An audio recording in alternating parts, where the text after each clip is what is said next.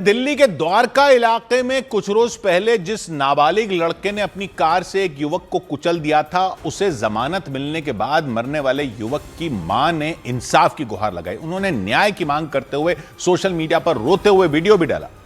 इसी महीने की 3 तारीख को द्वारका के लाल बहादुर शास्त्री कॉलेज के पास एक तेज रफ्तार कार ने बाइक पर जा रहे 23 साल के साहिल नाम के युवक को कुचल दिया था और उस भयानक हादसे में उसकी जान चली गई।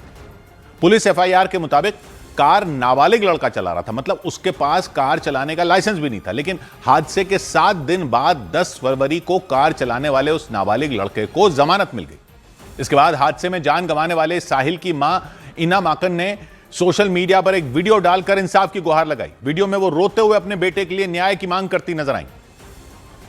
मैंने अपने बच्चे को 23 साल से एज ए सिंगल मदर पाला है और एक रईसजादे की स्कॉर्पियो जो कि स्पीड की रील और स्टंट मारने के लिए अपने घर से गाड़ी लेके निकले थे अनलाइसेंस्ड।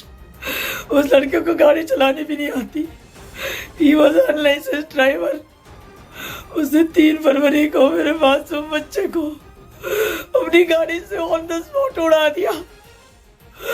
वो मेरे बच्चे को उड़ा दिया उसने। I am a helpless mother alone. I request all media and people of Dwarka to come forward to help me, please. I request, I beg as a mother, please save your children. Please save your children and help me also. Please come forward. उन्होंने हादसे से ठीक पहले का एक video भी social media पर share किया। उसमें वो कार तेजी से सड़क पर दौड़ती नजर आई। हादसे के वक्त उस नाबालिग लड़के के साथ उसकी बहन भी बगल वाली सीट पर बैठी थी, ऐसा बताया गया।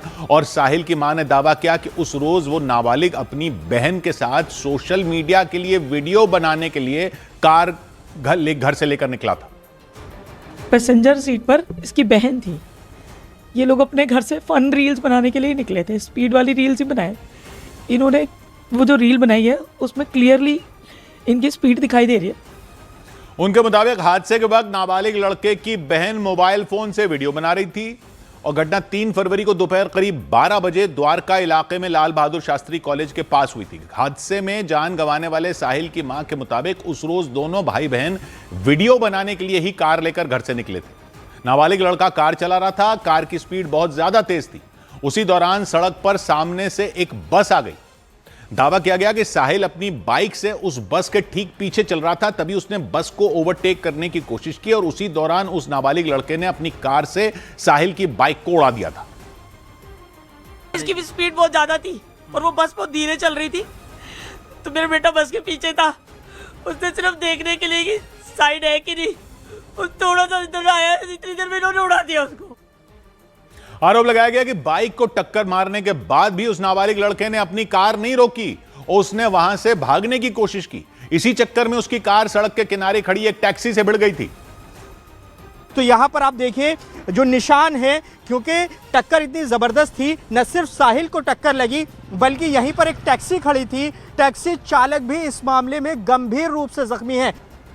इस भयानक हादसे के बाद सड़क पर कोहराम मच गया था। तुरंत मदद के लिए आसपास के लोग वहां पहुंच गए थे और हादसे की जानकारी मिलने के बाद फौरन पुलिस की एक टीम भी वहां पहुंच गई थी। लेकिन हादसे की खबर मिलने के बाद साहिल की मां की तो पूरी दुनिया ही उजड़ गई, क्योंकि उस हादसे में उनके बेटे की मौत हो गई।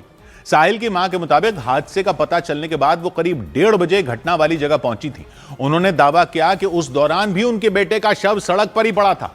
उन्होंने सवाल उठाया कि हादसे के बाद पुलिस उनके बच्चे को तुरंत अस्पताल लेकर क्यों नहीं गई। 1:30 से 1:35 में पहुंची हूँ मैं। मेरा बच्चा रोड में पड़ा था। कोई मदद नहीं मिली, आप ये कह रहे हैं? एम्बुलेंस खड़ी हुई थी, पुलिस वाले खड़े हुए थे, पब्लिक खड़ी थी, पर बच्चे को हॉस्पिटल नहीं लेके गया कोई भी। पुलिस एफआईआर के मुताबिक कार 17 साल का एक लड़का चला रहा था, लेकिन साहिल की मां ने कार चला रहे लड़के के नाबालिग होने पर भी सवाल उठाए। उन्होंने दावा किया कि हादसे वाले दिन उसकी उम्र 19 साल बताई गई थी। उस दिन जो एफआईआर हुई है उसके हिसाब से उस दिन बताया गया एफआईआर में कि ये 19 साल का है, तो ये 18 साल से ऊपर का है एज पर एफआईआर। उस दिन की एफआईआर, बाद में इसको जुवेनाइल बताया गया। जबकि पुलिस की तरफ से इस बात का दावा किया गया कि जो लड़का कार चला रहा था वो नाबालिग है और उसी वजह से उसे जुवेनाइल जस्टिस बोर्ड के सामने पेश किया गया था। जो एक्यूज्ड है उसके एज वेरिफिकेशन से पता चलता है कि जुवेनाइल है वो बच्चा। इमीडिएटली उसको जेजेबी जुवेनाइल जस्टिस बोर्ड के सामने प्रोड्यूस किया जाता।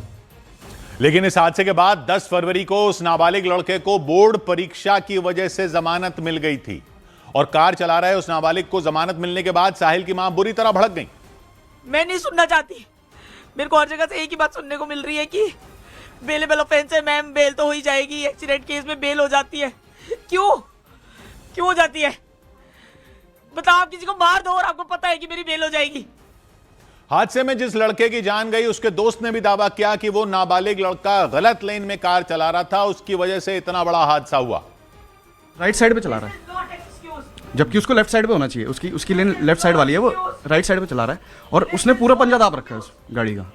और बस सामने आई है, जैसे कि हम वीडियो में देख सकते हैं, बस सामने आई है। दो मीटर पहले उसने कट मारा है, जिसकी वजह से शायद साहिल को भी नहीं दिखा।